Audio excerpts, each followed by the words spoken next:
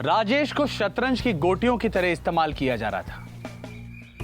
राजेश की सबसे बड़ी कमजोरी थी उसके घर की गरीबी, लेकिन शायद यही गरीबी राजेश की सबसे बड़ी ताकत भी थी। विपरीत परिस्थितियों में भी राजेश ने अपने हौसले को नहीं खोया था।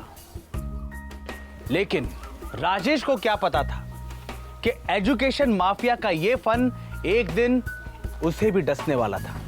ऐसा हड़काए है ना भैया, अब उनके पास कोनो रास्ता नहीं बचेगा। बहुत फड़फड़ाता है, 2 कौड़ी का औकात नहीं साले का, और पता नहीं घमंड किस बात का है। अरे 4 किताब के रट लिए है, बहुत ऊंचा समझता है अपने आप को। भैया थोड़ा हमारे चाय पाने का भी थोड़ा हो जाता तो अच्छा लगता। तो वो कहा है, वो हर छोटी छोटी बात में ठाकुर जी के सामने हाथ फैलाना अच्छा नहीं लगता है।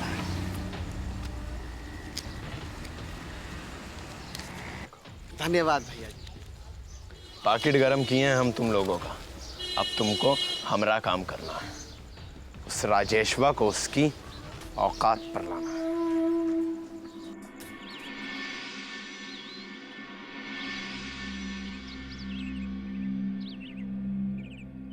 भैया, भैया, निर्मल भैया। हाँ बोलो।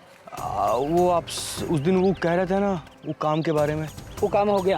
भैया भैया सुनिए ना, हमको पैसे का बहुत ज़रूरत है भैया, कुछ करिए ना भैया प्लीज़। ना उस दिन तो बड़ी महानता की बात कर रहे थे। हाँ, ये है वो है, अब क्या हुआ?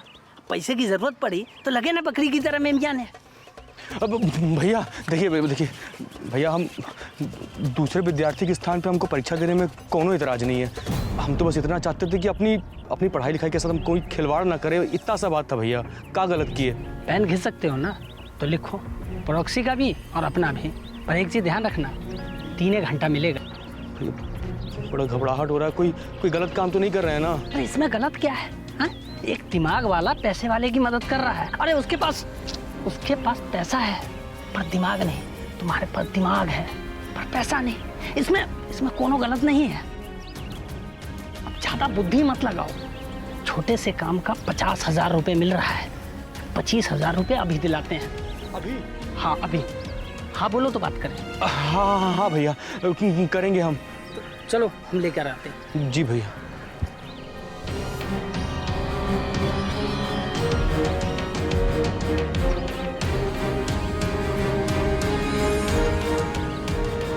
भैया जी, हम कोटी सेट हो गया है। जी भैया जी। एजुकेशन माफिया जो गरीब बच्चों की बलि चढ़ा रहा है, उनका नुकसान कर रहा है, और दूसरी तरफ रईसजादों के बच्चों को बिना मेहनत किए ही डिग्री हासिल करवा रहा है।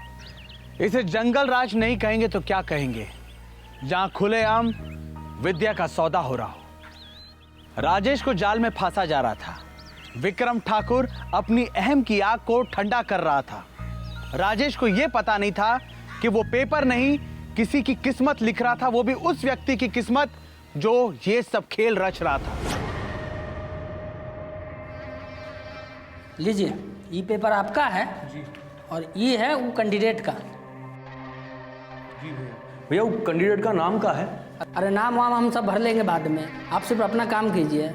और एक चीज़ ध्यान रखिए, समय बहुत कम है, सिर्फ 3 घंटा, समझे? जी। एक चीज़ और, पहले उसका पेपर लिखिएगा, फिर बाद में अपना। का है?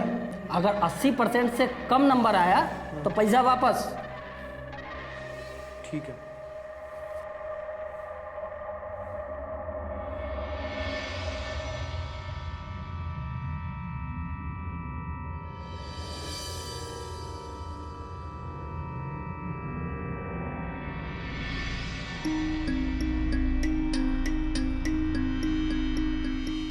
चलिए, हो गया 3 घंटा पूरा।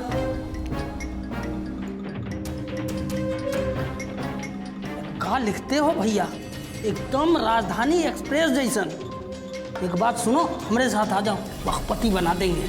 नहीं भैया, ये सारा काम हम मजबूरी में कर रहे हैं। ये काम करने को हमारी आत्मा गवाही नहीं देता है, हमसे ना होगा। क्या करें भैया, अपने घर को बर्बाद होते भी तो नहीं देख सकते ना। अरे भैया, पैसा का नशा जो होता है ना, वो इसने होता है। एक बार लग गया लग गया।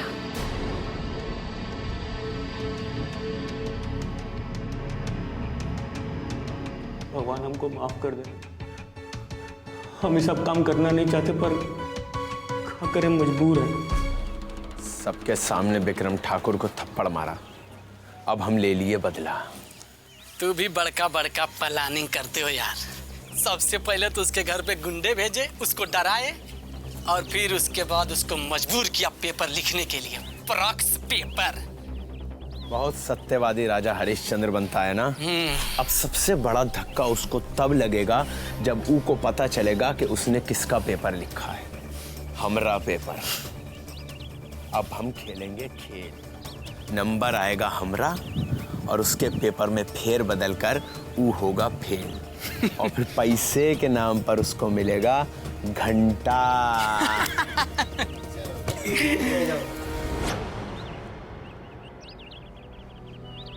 ये भगवान, ये क्या कर बैठे, बहुत भारी गलती हो गया हमसे।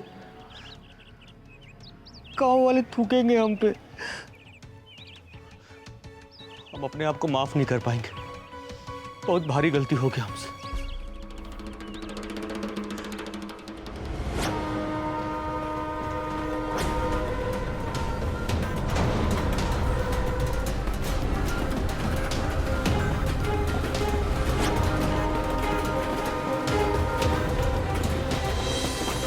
कूद जाओ, जाके मर जाओ राजेश। राजेश, तुमसे बहुत बड़ा भूल हुआ है। तुम्हें अब जीने का कोई हक नहीं है।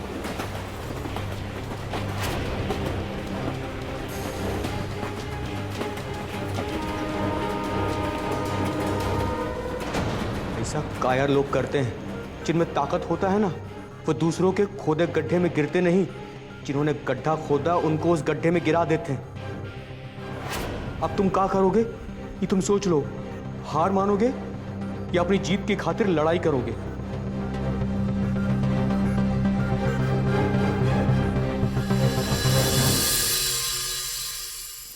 ठाकुर साहब, ये आपके बेटा ने कौन खेल किया है? राजेश नाम का लड़का यहाँ आकर सब उगल रहा था। वो तो हमने बात को दबाए दिए हैं और हवालात में उसको बंद कर दिए हैं। लेकिन अब तनिको चिंता मत कीजिए, यहाँ हम सब संभाल लेंगे। बस आप उसको संभालिए।